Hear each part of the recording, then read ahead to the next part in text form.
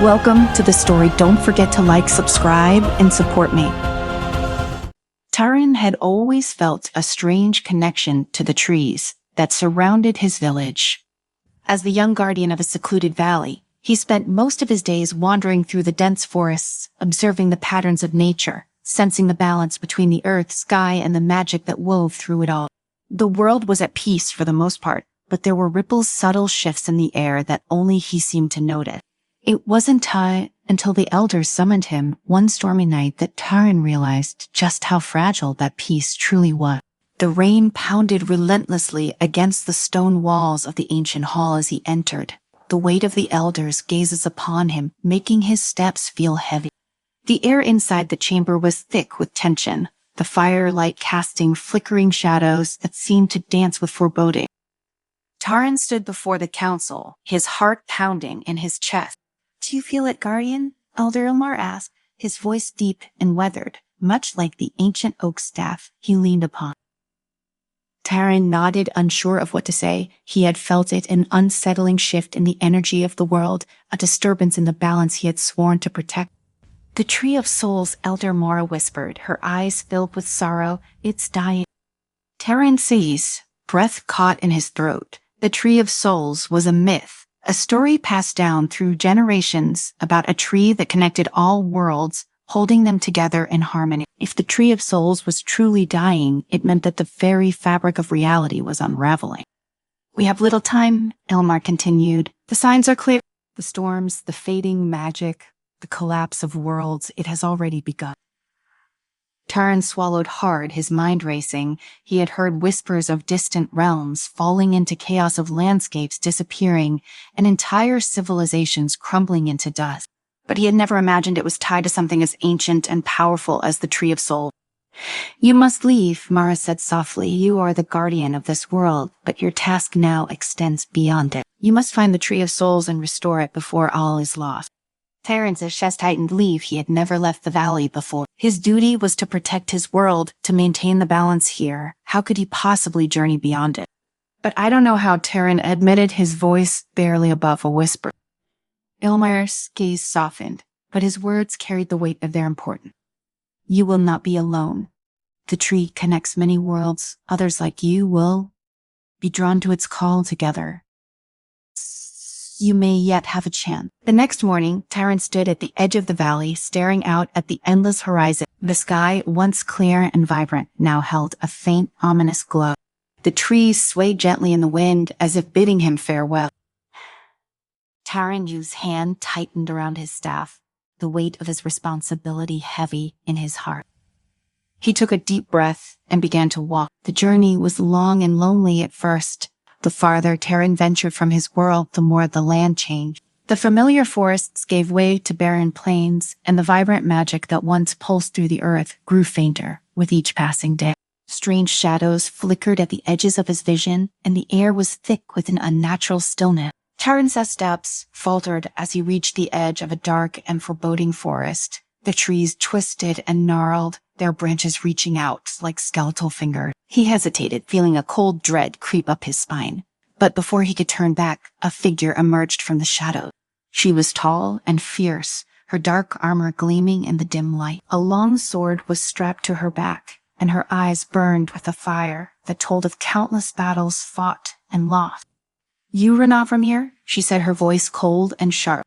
Taran's grip on his staff tightened as he took a cautious step back. "And you are?" "Kira," she replied, her gaze never wavering. "This is my world." Taran glanced around at the desolate landscape, the air thick with the scent of smoke and ash. "What happened to you?" Kira's jaw tightened, and for a moment, a flicker of pain crossed her face. "War," she said simply. "Endless war." Taran nodded, understanding all too well the weight of loss. "I am searching for the Tree of Souls," he said, hoping she might know something about it. At the mention of the tree, Kira's eyes widened, and her stance shifted. "You re one of them," she muttered under her breath, almost in disbelief. "One of what?" Taran asked, confused. Kira shook her head, brushing past him with a sharp glance. "Come with me. There are others." Kira led Taran through the forest, her movements swift and purposeful. The further they traveled, the more Taran realized just how devastated her world was.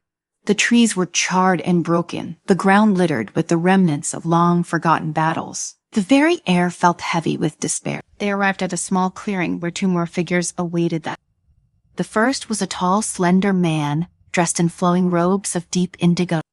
His pale skin seemed to glow in the fading light, and his eyes were sharp, calculating. A staff much like Taran's rested in his hand, but the intricate runes etched into it suggested a mastery of magic far beyond anything Taran had ever seen. "This is Elon," Kira said, nodding toward the mage. "He comes from a world of knowledge and magic." Elion regarded Taran with a curious expression, his gaze lingering on the staff in his hand. "You seek the Tree of Souls?" he asked, his voice smooth and measured. Taran nodded. "Yes, my world is falling apart. I have to save it." Elion smiled faintly. "As are all our worlds," he replied. "But the tree, it is more than just a source of power. It is the key to understanding the balance of all things." Taran frowned, not fully grasping the depth of Edam's words, but there was no time to dwell on it.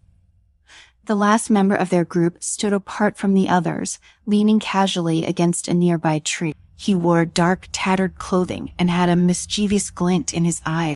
A dagger was strapped to his belt, and his posture radiated an air of danger and unpredictability. "And that's Zawaz," Curious said, almost reluctantly. Raz flashed a crooked grin, charmed. He said, giving Taran a mock bow, "I am here for the same reason as you all, sort of." Taran raised an eyebrow, sort of. Ray shrugged. "Let's just say I've got my own reasons for wanting to find the tree." Taran wasn't sure. Suri trusted Raz, but he had little choice. If the Tree of Souls was their only hope, then he would have to rely on these strangers, whether he liked it or not. The group set off together, their journey taking them through the fractured remains of Kira's world. The land was hostile, filled with dangerous creatures and war-torn landscape. Every step was a reminder of the destruction that awaited all of them if they failed. As they traveled, they learned more about each other. Kira had once been a leader of a great army fighting to protect her people from an invading force. But after years of endless battle, her world had been reduced to little more than a battlefield, and her people were scattered and broken. Elion came from a world where knowledge was the greatest weapon. He had spent his life studying the mysteries of the universe, seeking to unlock the secrets of the Tree of Soul. But his world had grown cold and detached, valuing intellect over emotion, and the imbalance had caused it to slowly wither away. Rez was more of an enigma. He claimed to come from a world of shadows and deceit, where nothing was ever as it seemed. His past was shrouded in mystery, and Taran had a feeling there was much more to the rogue than he let on. As they journeyed, Taran couldn't shake the feeling that time was running out. The storms that raged across the skies grew more violent with each passing day, and the land beneath their feet trembled as if the very earth was beginning to break apart. They had to find the Tree of Souls, and so the first real test of their newfound alliance came when they reached the heart of Kira's world, a vast wasteland where the remnants of a once great city lay in ruin. Yes, now, the air was thick with smoke, and the ground was littered with the bones of the fallen. At the center of the wasteland stood a massive fortress, its dark spires reaching up into the stormy sky. Inside, they knew, was Drotra Akan, the warlord who had seized control of this world and was now using its dying magic to fuel his conquest. "We have to go through him," Shira said, her voice steely with determination. Taran could see the pain in her eyes, the weight of all she had lost, but there was no other way. They approached the fortress cautiously, using Riz's knowledge of stealth and Elon's magic to slip past the guard. The halls of the fortress were cold and silent, the air thick with the stench of death. As they moved deeper into the stronghold, Taran felt the weight of the place pressing down on him. Finally, they reached Joma Akaya's throne room. The warlord was a towering figure clad in dark armor, his eyes burning with malevolent power. His voice echoed through the chamber as he rose from his throne, his sword gleaming in the dim light. "So, Dra Ake said with a sneer, the last remnants of a dying world have come to challenge me." Kira stepped forward, her hand on the hilt of her sword. "This world may be dying," she said, her voice firm. "But you won. T lived to see its end." This concludes the first half of the Tree of Souls. In the next part, the group will face Dra Ake venture into Ilimayun's world and grapple with the deeper mysteries of the tree, leading to the final confrontation and resolution. Draeke, Kaika's laughter filled the chamber, a low, menacing rumble that made the walls tremble. His gaze shifted from Kira to the rest of the group, his eyes narrowing as he measured each of them, assessing their strength and weakness. "You've come all this way for nothing," he said, his voice a growl. "The Tree of Souls is beyond saving. Soon, the last of its power will be mine, and your worlds will crumble into dust." Taran felt the cold grip of fear clutch at his heart, but he pushed it aside. He couldn't afford to falter. Now, not when so much was at stake. Kyria unsheathed her sword, the blade gleaming with a faint blue light. "Trewe will see about that." Without another word, she charged at Draeke, her movements swift and precise. Draeke met her attack with a powerful swing of his own sword, the two blades clashing in a shower of sparks. The force of their collision sent shockwaves through the room, and Taran had to steady himself to avoid being knocked off his feet. Elian raised his staff, muttering an incantation under his breath. A shimmering barrier of light formed around the group, shielding them from the debris that rained down from the ceiling as the battle between Kira and Draeke intensified. Taran watched as Kira fought with all her strength, but Draeke was powerful. Far more powerful than they had anticipated. Each of Kira's strikes was met with an equally devastating counterattack, and it wasn't long before she was forced to retreat, breathing heavily. Taran's mind raced. They couldn't defeat Draeke with brute force alone. There had to be another way.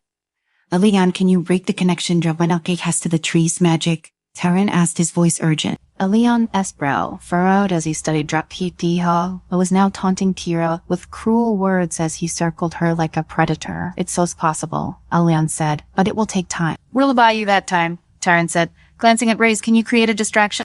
Ray smirked, his dagger already in hand. "Distraction is my middle name." Before Draeke could deliver another blow to Kira, Reese leaped from the shadows, his dagger flashing as he aimed for a gap in Drake's armor. The warlord roared in fury, turning to swat Rise away, but the rogue was too quick. He darted out of reach, leading Draeke on a wild chase around the room.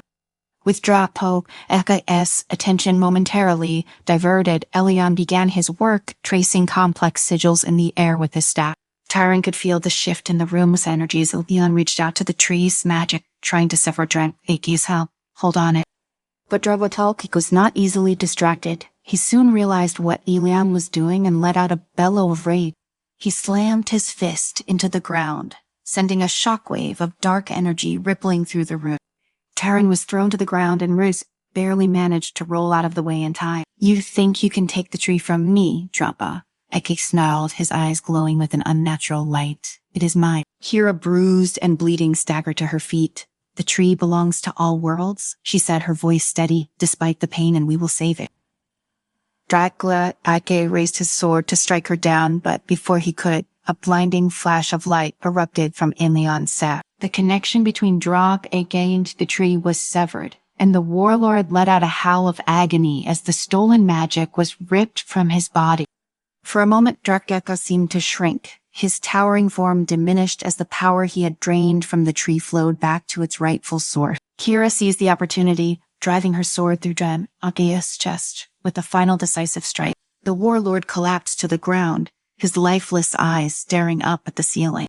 The chamber fell into an eerie silence, broken only by the sound of Kira's labored breathing. "It's done," Elian said quietly, lowering his staff. But Taran knew it wasn't over. Draeke had been defeated, but the tree was still dying, and their journey was far from complete. The group left Kira's world behind, traveling through the frayed edges of reality to Elian's realm. It was a strange otherworldly place filled with floating islands, towering spires, and endless libraries of ancient knowledge. The air hummed with the energy of forgotten magic, and Taran could feel the pull of the tree scent's power growing weaker with each passing moment.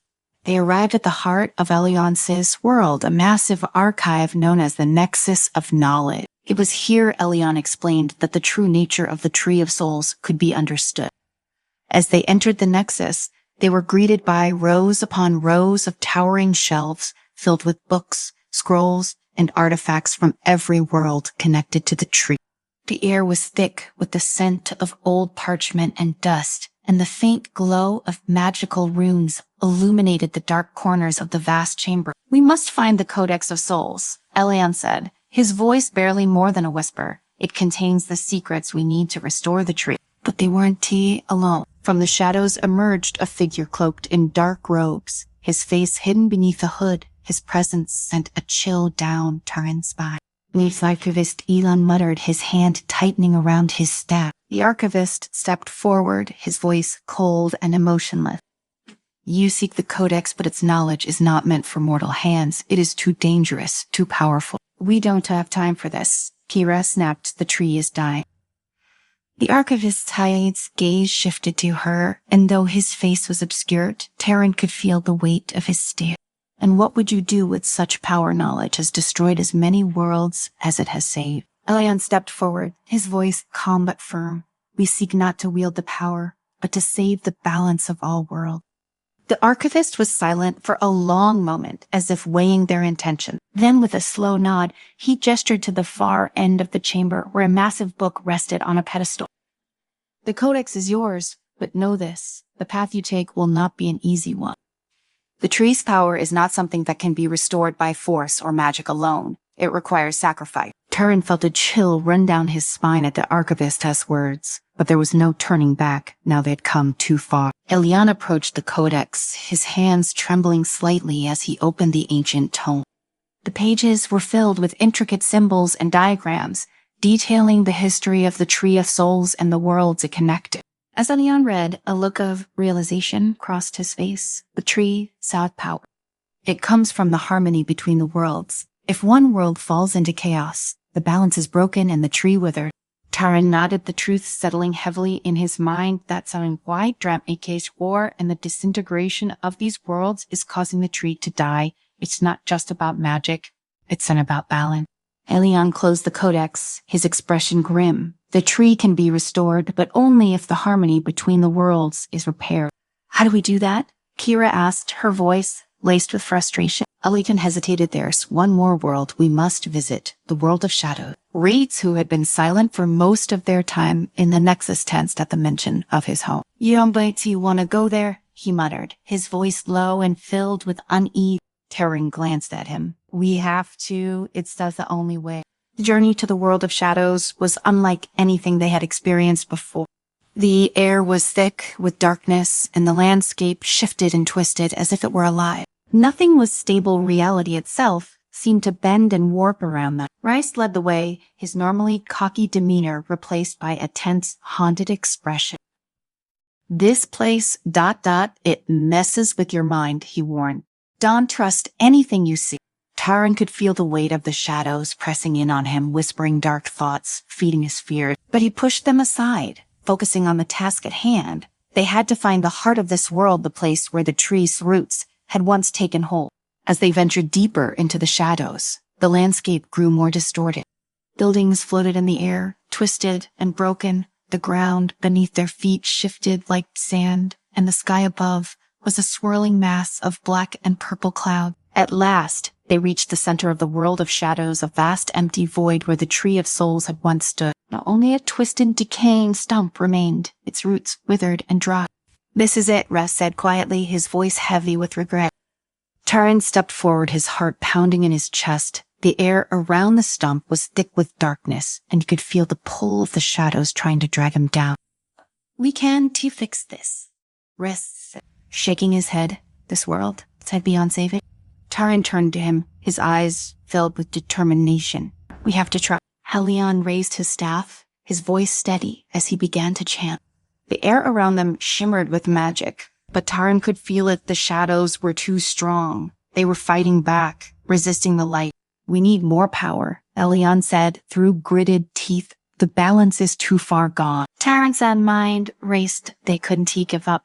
Now, not after everything they had been through. But as the shadows closed in around them, it seemed as though all hope was lost. Then Rice stepped forward. I know what needs to be done, he said, his voice quiet but resolute. Taran stared at him, realization dawning in his mind. Rice, no, there has to be another way. Rice shook his head, a sad smile on his lips. There isn't. Without another word, Rice walked to the center of the void, his body bathed in the dark energy of the world of shadow. Taran could see the pain etched into his features, but there was a strange peace in his eye. The tree needs a soul to restore its balance, Rice said, his voice soft but unwavering, and this world ... act. Before Tarn could stop him, Rice plunged his dagger into the stump of the tree. There was a blinding flash of light, and the shadows let out a deafening scream as they were ripped away, the darkness retreating into the void. When the light faded, Riz was gone. The Tree of Souls stood tall once more, its roots glowing with a soft, ethereal light. The balance had been restored, but at a great cost. Taran fell to his knees, the weight of Riz's sacrifice crushing him. Korea placed a hand on his shoulder, her eyes filled with sorrow. "We did it," she whispered. "He did it."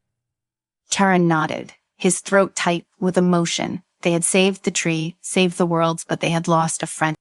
As they stood beneath the restored Tree of Souls, Taran felt a sense of peace wash over him. The balance had been restored, but the journey had changed them all. In the end, it wasn't just the tree that had needed saving. It was the harmony between them, the bonds they had formed, the sacrifices they had made. Taran looked up at the tree, its branches stretching out across the sky, connecting all worlds once more. And as he watched, he knew that Riz's spirit would live on a part of the tree forever.